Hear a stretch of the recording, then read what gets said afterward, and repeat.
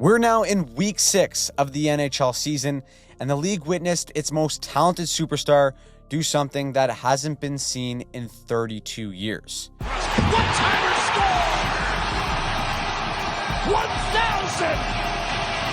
1,000! Meanwhile, a rookie is proving everyone wrong by stealing the show after his coach made him a healthy scratch.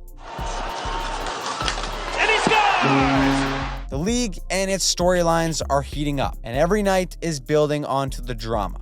So here's everything that happened in week 6 of the NHL season. Sunday, Shark shutout. As if this season wasn't weird enough, look at how badly Timo Meier still wants to be a Shark. Puck takes a funny hop right off of his shin pad, and would you look at that? He's still scoring goals for the Sharks even after all these years. That right there was literally the only goal scored in that entire game. Mackenzie Blackwood carried the future 2025 Stanley Cup champions by stopping all 44 shots he faced en route into a 1-0 Sharks win. Now over in Chicago, Matt Boldyhan is shaking and baking for the Wild as he's got his 4th goal in 5 games. That one there ties it up for Minnesota, but when he's the only man back in a 2-on-1 in overtime, Chicago clearly has the advantage, and Philip Kurashev jumps all over it. Turns out the Chicago Bedards didn't actually need Bedard to win this one. He gets 0 points and is having a little bit of a slow start to the season. Now in our final game, John Gibson returns from surgery to the Ducks, and his welcome back gift was getting peppered with 35 plus shots. He looked great, stopping almost everything they threw at him, but nothing was better than this save. But knocked down, Marchenko didn't get it through, and a save by Gibson. I know for a fact Greg Goldberg doesn't make that save for the Ducks. John Gibson is back, and the Ducks snap a 4-game losing streak to end Sunday. Monday, the battle of the future. All right, Buffalo, here's your shot. You're catching a Habs team with their confidence at an all-time low, and you finally have the chance to get above 500, and You blew it! being a staple of the Bermuda Triangle of Mid means that something always finds a way to pull you back into being so irrelevantly mediocre. But to the Habs, I mean, come on, Buffalo. Cole Caulfield scores twice to bring him to the league-leading 12 goals on the season, while Captain Suzuki puts up 4 points in a 7-5 defensive masterclass over the Sabres. Now over in Philly, we had the battle between the future superstars in Macklin Celebrini and Matvei Michkov. Cheers Torts for dressing Michkov this game after sitting him for 2 straight, but we've got fireworks right away as Erik Johnson scores his first of the year just 2 minutes in, and then on the ensuing face-off fights Giovanni Smith. Then the young stars take over. Michkov drops his balls on the table and says, "Yeah, Torts, you want to bench me? How about I score a goal, get an assist, and then go straight at Celebrini in the final seconds?" This one, of course, would go to a shootout, and Celebrini steps up to the plate. He stopped, and that leaves Michkov up next to take over. In for the right wing. And he scores! He dances in and finishes and hits the Philly crowd with the "Are You Not Entertained" Selly. What a battle between the two future superstars, with Michkov shining in this one. Torts was just gushing afterwards, saying, quote, "He was good." Now, since we're in Pennsylvania, let's check in on the Penguins, and it's 6-0 in the first period. Pittsburgh absolutely stinks. The Stars put up a touchdown in the most embarrassing loss of the season for the Penguins, and someone, for the love of God, save Sidney Crosby and get him out of Pittsburgh already. After that loss, GM Cal Dubas said that everyone's on the table, of course, except for Sid. Meanwhile, up in Calgary, the belief in the Wolfpack gets stronger as the goaltender Dustin Wolf stops 28 of 29 against a Kings team who's quietly first in the Pacific. The Flames themselves sit 3rd in the Pacific, which isn't bad considering everyone thought they were going to be a joke this season. But the real joke is the Nashville Predators, who are dead last in the NHL after committing $108 million in free agency to 3 guys over 30. The Preds numbers indicate that they are, for the most part, playing decent, but can't buy a win. Now, we did an in-depth breakdown on them this week, which you should totally check out after this video, but we dive into their system and why they just can't seem to find a way to win these games. They fall short once again to Colorado as Sam Girard gets the dagger in OT. Finally, we had the big dog matchup, Golden Knights versus the Hurricanes. You'd think this one would be a nice, tight, and close game, but the Hurricanes aren't playing around. They jump out to a 4-0 lead and never look back as they win 5-2 and have now won 9 of their last 10. Absolute wagon those guys are, and after a busy Monday, I need a breath of fresh air. Oh, hi. I didn't see you there. This is my seat where I like to get some fresh air while streaming the games. It's a good seat, but it's not a great seat. See, if you want a great seat, you need to start using SeatGeek. SeatGeek is the best app for finding deals on tickets by rating them on a scale of 1 to 10 so that you know if you're getting a good deal. If it's red, it's no bueno. If it's green, that's a banger and you should snatch up those tickets as soon as possible. SeatGeek is hooking us up with 15% off whether or not you're a new customer. I live in Toronto, so knowing that I got a damn good deal to watch the Leafs choke live and in person gives me the peace of mind. Although, that's usually priceless. If you've got the app, you can open your phone, type hockey15 in your code, and you'll get 15% off your next tickets. If you want the best seats in the house while scoring a great deal, click the link in our bio and use the code to get in on the action this season. Tuesday, Jet Juggernaut.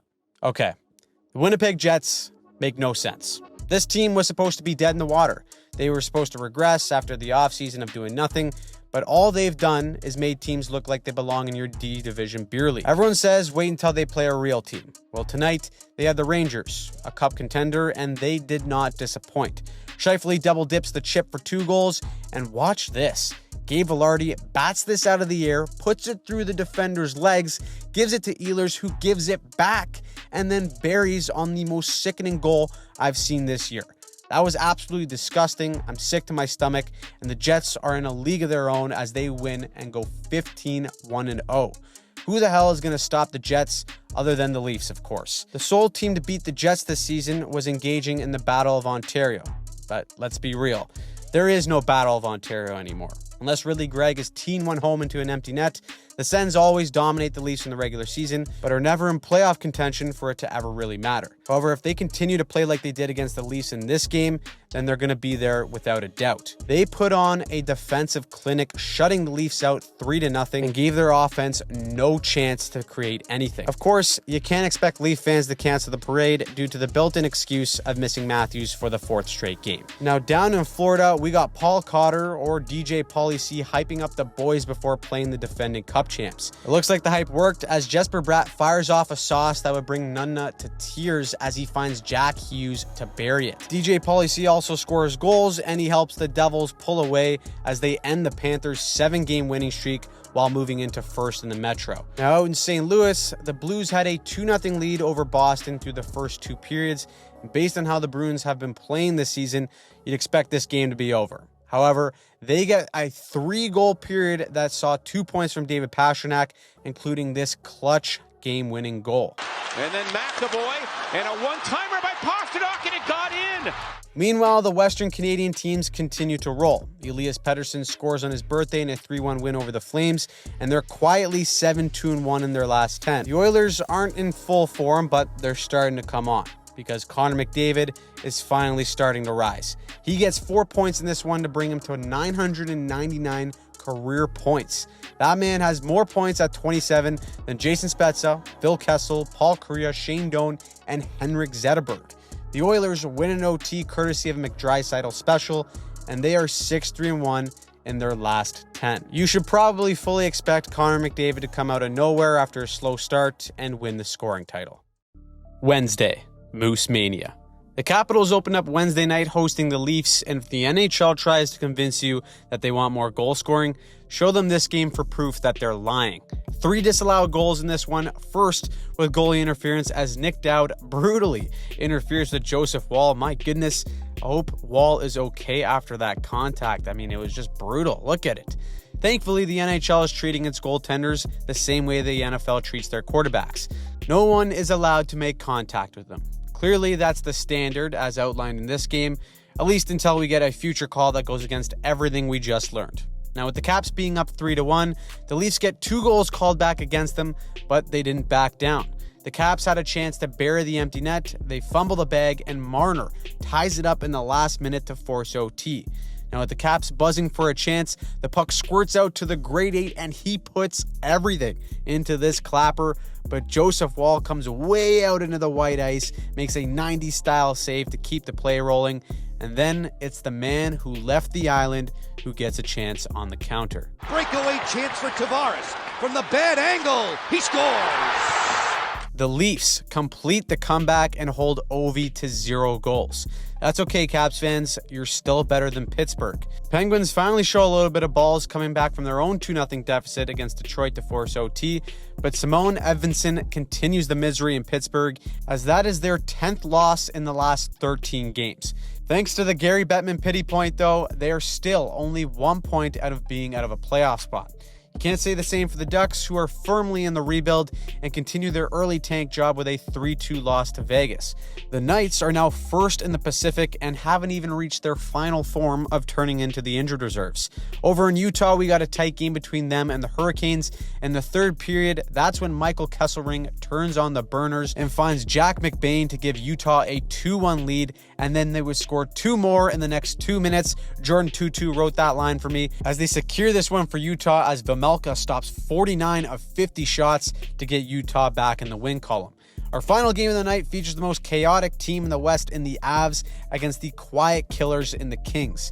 LA took a 2-1 lead in the first, but then that electric offense of the Avs would take over and the Moose was let loose. Mikko Rantanen would tie it up in the second period that saw the Kings record 0 shots, and then he would give the Avs a 3-2 lead halfway through the third, only to add the empty netter later for the icing on the cake and the hat trick in a Colorado dub. The Avs have had a roller coaster of emotions to start the season, but their big dogs haven't disappointed, and it looks like they may get even more help with the potential return of Gabriel Landeskog and Valeri Nichushkin. They're treading water right now, being just above 500 with all the injuries to their roster, but when they get the help back, they could be extremely dangerous.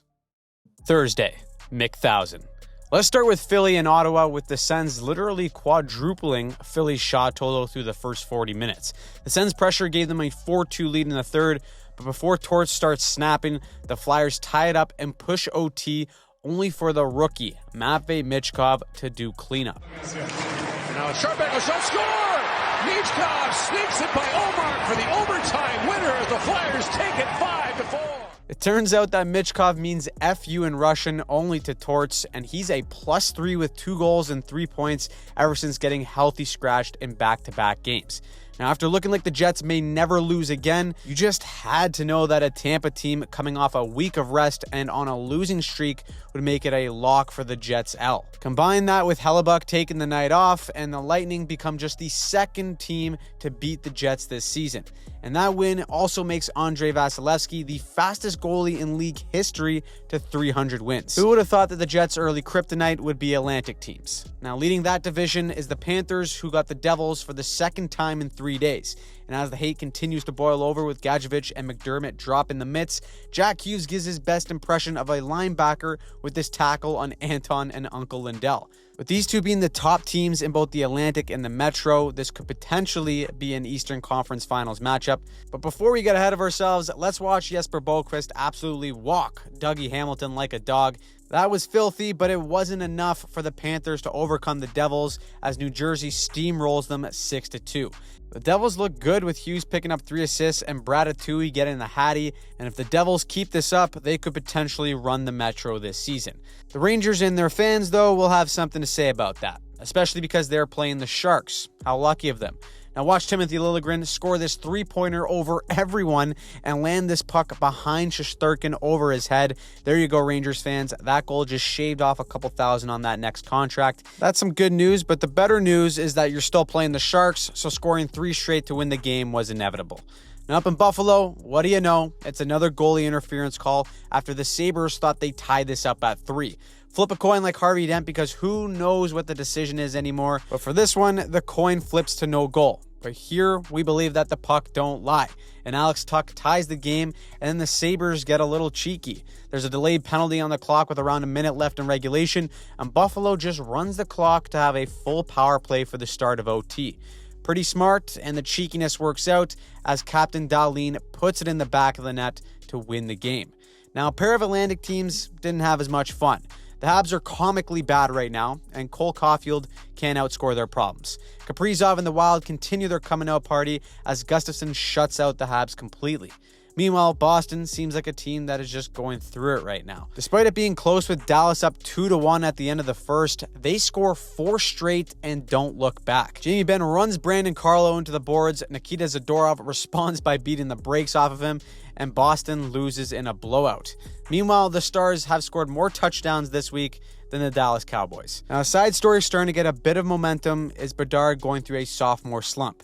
Held to just 1 shot in a 3-1 loss to Seattle, he's only got 13 points in 17 games and only 3 goals.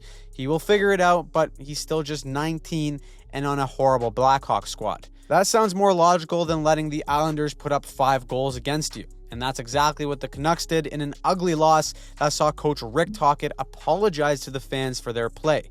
It's hard to know exactly what this Canucks team is as of right now, but then again, it's hard to be consistent when your number 1 goalie is on the shelf. The best part about them is that Quinn Hughes is still playing some fantastic hockey. Then, as Heat Daddy puts it, we had the Diddy Bowl between the Oilers and the Predators. And with Connor McDavid sitting on 999 career points, he makes history. With McDavid, 2-on-1, drives it across. One-timer score! 1,000! Incredibly fitting that it's from Leon Draisaitl, as he becomes the 4th fastest player in NHL history to hit 1,000 points behind Gretzky, Lemieux, and Bossy. The NHL hasn't seen this in 32 years since Lemieux did it back in '92, and now we're truly watching one of the most talented, if not the most talented player to ever lace them up. And the chef's kiss to all of it was McDavid hitting the Spinorama no-look dish freshly served to Nurse for the game winner in OT. The Oilers celebrate a historic night while the Predators continue to fall. Friday, Penguin Nightmare. The dramatic season for Pittsburgh continues as Tristan Jarry returns from Shanghai to start against the Blue Jackets. However, the only thing more pathetic than the Penguins' defense and goaltending in this game was that Jake Paul versus Mike Tyson fight. Both continue to let down fans, and the Jackets dropped 6 on Pittsburgh and snapped their own 6-game losing streak in the process. Just another ugly loss for Pittsburgh, and Utah had their own ugly loss in a different way. Holding a 2-1 lead until the third, Vegas scores 3 straight, including 2 late ones, to rob Utah of a win and remind them that the house always ends up on top. Utah is 3-5-2 in their last 10, and they are dealing with some key injuries on the back end, but still, that is a tough stretch. Very similar to the Red Wings, who have also been a colossal disappointment so far this season. They let Philly's most beloved angel and Cutter Gauthier score his first NHL goal. That must have felt like the world lifted off of his shoulders after he basically gave Philly the double bird and said, "Trade me, because I ain't playing for you." He finally gets his first career NHL goal, and the Ducks give the Wings another loss as they slip to second last in the Atlantic. Finally, for Colorado, they give Valeri Nichushkin back as he's been cleared to play for the Avs after serving a 6-month suspension. Colorado can use all the help they can get, but they definitely didn't plan for Connor McMichael turning into Connor McDavid. He scores twice to pass Ovi for the team-leading goals as he continues to absolutely buzz at the start of the season, along with the Caps team as a whole. Washington keeps all of Colorado's big dogs off the score sheet and in check as they end Friday with a tidy win. Saturday, hockey night. We had a bonkers 12-game card on Saturday, starting with a 2019 rematch of the Stanley Cup Final between Boston and St. Louis. No touchdowns given up for Boston in this one, but the Blues will forever live rent-free in their head. People have no clue what to make of Boston this year, and the pressure is starting to rise as the Blues captain gets the dagger. Shoots, he scores! Braden Shen from distance. The roller coaster of emotions continue for Boston as now their record goes to 8-3. Now, even though save percentage is down league-wide, Saturday had 3 shutouts. How fun. After spanking the Panthers pretty good, the Devils let the other Florida team in Tampa have their way. You can say whatever you want about the Lightning, but as long as they have a healthy Andrei Vasilevsky, that is a team I want absolutely no part of. The Jets haters also had a blast as well as they played the Cup champs and got tuned. For the first time all season, the Jets looked out of place, but Florida usually has a knack for making other teams look like that. Then the final shutout came from the Carolwagon Hurricanes over the Sens. To put the Hurricanes season in perspective, they have yet to lose consecutive games this season. Their power play plays a big part in this win and keeps the Senators below 500, which is pretty hilarious considering they complete the trifecta for the Bermuda Triangle of Mid.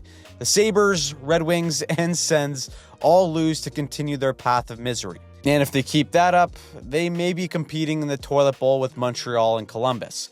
I've never heard of a must-win for a team in dead last, but with how the media gets in a Canadian market, the Habs' young core needed that dub to quiet down some of the noise.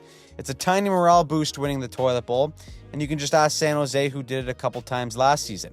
And even though their game with the Penguins could be considered the runner-up for the toilet bowl, this turned into a close one because Pittsburgh can't hold a 3-0 lead. I swear Sid is going to have a full head of gray hair like Ovi by the end of the season because the Penguins are a mess, but luckily, a Malkin shootout winner avoids a total disaster.